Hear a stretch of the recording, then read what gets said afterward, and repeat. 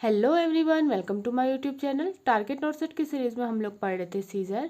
हमने इसका theory part complete कर लिया है। अगर आपने ये वीडियो नहीं देखी है तो please check it out, link are in the description box. अब हम इस वीडियो में सीजर से रिलेटेड एमसीक्यू सॉल्व करेंगे। Question number 1, a neurological condition characterised by paroxysmal recurrent neuronal discharges from nervous tissue resulting in seizure is. ये बोल रहा है कि एक पेशेंट है, उसको न्यूरो से रिलेटेड कंडीशन है।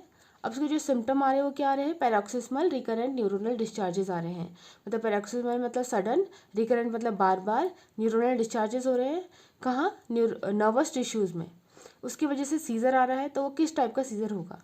Option A simple febrile conversion, option B typical febrile conversion, option C acute conversion, option D epilepsy. इसका सही आंसर है ऑप्शन डी एपिलेप्सी। ये बोल रहा है रिकरेंट न्यूरोनल डिस्चार्जेस, जो रिकरेंट आने वाले सीजर को हम एपिलेप्सी बोलते हैं। Question number 2, the type of seizure that involve both side of the brain is called. ये बोल रहा है ऐसा कौन सा सीजर है जो ब्रेन का दोनों साइड मतलब राइट और लेफ्ट दोनों ही इन्वॉल्व करता है? Option A partial seizure, option B secondary seizure, option C primary seizure, option D generalise scissor.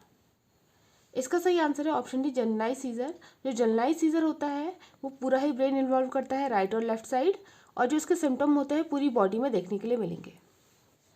Question number 3, generalise tonic clonic seizure in childhood are called. जो generalise tonic clonic seizure होता है अगर वो बचपन में हो जाए तो उसे क्या बोलेंगे? Option A petit mal seizure, option B grand mal seizure, option C bilateral seizure, option D atonic seizure. इसका सही आंसर है option B grand mal seizure. जो जनरलाइज टॉनिक क्लॉनिक सीजर का other name grand mal seizure भी होता है। अगर ये चाइल्डहुड में आएगा तब भी हम इसको ग्रैंड माल सीजर ही बोलेंगे। Question number 4, frequent form of childhood epilepsy is.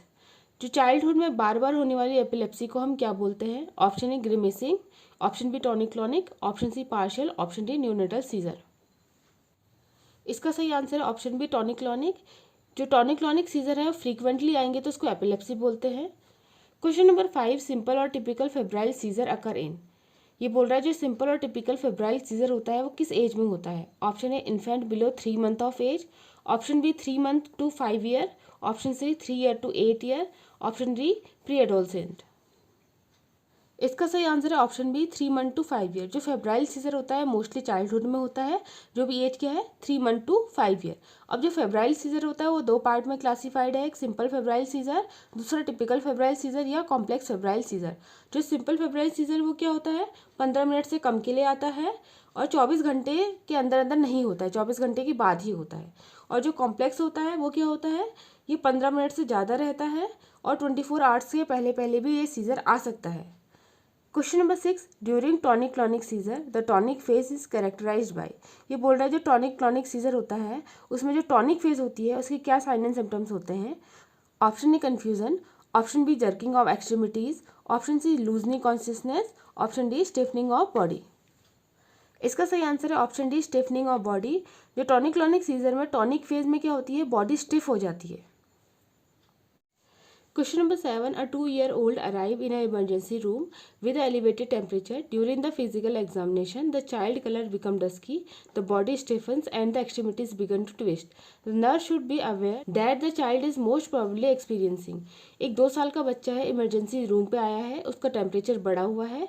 जब उसका फिजिकल एग्जामिनेशन करा तो चाइल्ड का जो कलर है वो डस्की मतलब डार्क कलर हो गया है, बॉडी स्टिफन हो गई है, अकड़ गई है, साथ में जो एक्सट्रीमिटीज़ होती है वो भी ट्विस्ट हो रही है।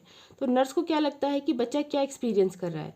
Option A febrile seizure, option B respiratory arrest, option C temper tantrum, option D shivering. इसका सही आंसर है ऑप्शन ए फेब्राइल सीजर। इसमें बच्चे की बॉडी का टेम्परेचर बढ़ रहा है और जब फिजिकल एग्जामिनेशन करेंगे तो उसका कलर भी डस्की है, साथ में बॉडी ट्विस्ट कर रही है, स्टिफन हो रही है। तो ये सारे सिम्टम फेब्राइल सीजर के होते हैं। Question number 8, Mr. Santosh, 18-year-old student, is admitted to the ward with a diagnosis of epilepsy. He tells the nurse that he is experiencing a generalized tingling sensation and smell of rose. These complaints indicate. संतोष है, 18 साल का student है, diagnosis क्या है उसका? Epilepsy. Ward में admit है। वो नर्स को बताता है कि उसे जनरलाइज टिंगलिंग, हाथ में झंझनाहट सी हो रही है और उसको रोज़ की स्मेल आ रही है। तो ये कंप्लेंट जो कर रहा है ये क्या बता सकता है? Option A aura, option B acute CVA, option C acute neuritis, option D the olfactory hallucinations. इसका सही आंसर है ऑप्शन ए एन ऑरा। ये एपिलेप्सी का पेशेंट है तो उसे ऑरा फेज आएगी।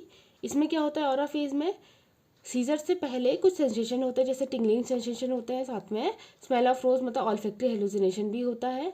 तो ये इंडिकेट करता है ऑरा फेज को। Question number 9, seizure characterised by aura followed by abrupt fall with jerky movement of the body and loss of consciousness is referred by. ये बोल रहा है सीजर, इसके क्या सिम्टम्स है, ऑरा हो रहा है, साथ में जर्की मूवमेंट भी आ रहे हैं बॉडी में, साथ में लॉस ऑफ कॉन्शियसनेस भी हो रहा है। तो ये कौन सा सीजर, कौन सा टाइप ऑफ सीजर रिफर करता है? Option A partial seizure, option B psychomotor seizure, option C focal seizure, option D generalise seizure. इसका सही आंसर है ऑप्शन डी जनरलाइज सीजर। जो करेक्टरिस्टिक शो हो रहा है इसमें क्या है, ऑरा फेज आ रही है, साथ में फॉल हो रहा है, जर्की मूवमेंट हो रहे हैं और लॉस ऑफ कॉन्शियसनेस होता है। ये सारे सिम्टम टॉनिक क्लॉनिक सीजर के होते हैं, जो एक जनरलाइज सीजर का टाइप है। Question number 10, most common problem of the patient with the epileptic fits are following except. ये बोल रहा है एपिलेप्टिक फिट्स का एक पेशेंट है, इनमें से कौन सी एक ऐसी प्रॉब्लम है जो पेशेंट में देखने के लिए नहीं मिलेगी? Option A development of hypoxia, option B problem of aspiration, option C decrease vital capacity, option D problem of injury to the tongue and lips. इसका सही आंसर है option C decrease vital capacity. जो epileptic fits होता है उसमें hypoxia होता है, aspiration होता है, साथ में टंग और लिप्स में इंजरी भी होती है, लेकिन जो वाइटल कैपेसिटी में कोई इफेक्ट नहीं देखने। Question number 11, which of the following is the specific investigation to detect seizure. इनमें से कौन सा एक ऐसा इन्वेस्टिगेशन है जिससे हम सीजर का पता लगा सकते हैं? Option A CT scan, option B MRI scan, option C EEG, option D X-ray. इसका सही आंसर है ऑप्शन सी EEG। जो EEG इन्वेस्टिगेशन है ये सीजर को डिटेक्ट करती है, साथ में टाइप ऑफ सीजर का भी पता लगाती है। Question number 12, the first drug of choice for the patient admitted with the status epilepticus. एक स्टेटस एपिलेप्टिकस का पेशेंट है, उसका ड्रग ऑफ चॉइस क्या होगा? Option A phenytoin, option B carbamazepine, option C diazepam, option D sodium valproate. इसका सही answer है option C diazepam. जो स्टेटस एपिलेप्टिकस की ड्रग ऑफ चॉइस क्या होती है? Diazepam. Question number 13, all are anti convergent drug accept. इनमें से सारी की सारी एंटी कन्वर्जेंट ड्रग है और एक एंटी कन्वर्जेंट ड्रग नहीं है, जो क्या करती है, कन्वर्जन को रोकती है। Option A phenobarbitone, option B diazepam, option C phenergan, option D phenytoin. इसका सही आंसर है ऑप्शन सी फिनार्गन। जो फिनार्गन है ये एंटी कन्वर्जेंट ड्रग नहीं है, जबकि फिनोबार्बिटोन है, डाइजेपाम है और फेनेटोइन है, ये एंटी कन्वर्जेंट ड्रग है। Question number 14, all are side effect of phenytoin except. इनमें से कौन सा एक फेनेटोइन का साइड इफेक्ट नहीं है? ऑप्शन है ataxia, option B hirsutism, option C hypoglycaemia, option D gum hypertrophy. इसका सही आंसर है ऑप्शन सी हाइपोग्लाइसीमिया। जब भी फेनेटोइन का साइड इफेक्ट होता है तो उसमें हाइपरग्लाइसीमिया होता है, न कि hypoglycaemia. Question number 15, which of the following is side effect of phenytoin. इनमें से कौन सा एक फेनेटोइन ड्रग का साइड इफेक्ट है? Option A hypoglycaemia, option B alopecia, option C gum hypertrophy, option D gynaecomastia. इसका सही आंसर है गम हाइपरट्रॉफी। जो गम हाइपरट्रॉफी है फेनेटोइन का साइड इफेक्ट है। Question number 16, which is an anti epileptic drug. इनमें से कौन सी एक एंटी एपिलेप्टिक ड्रग है? Option A etomidate, option B chloroquine, option C phenytoin, option D rifampicin. इसका सही आंसर है ऑप्शन सी फेनेटोइन। जो फेनेटोइन ड्रग है ये एंटी एपिलेप्टिक ड्रग है। ये क्लास यहीं पर ही खत्म होती है। If you like the video please like and subscribe my channel and press the bell icon, जिससे आपको आने वाली वीडियोस का नोटिफिकेशन मिलता रहे। Thank you.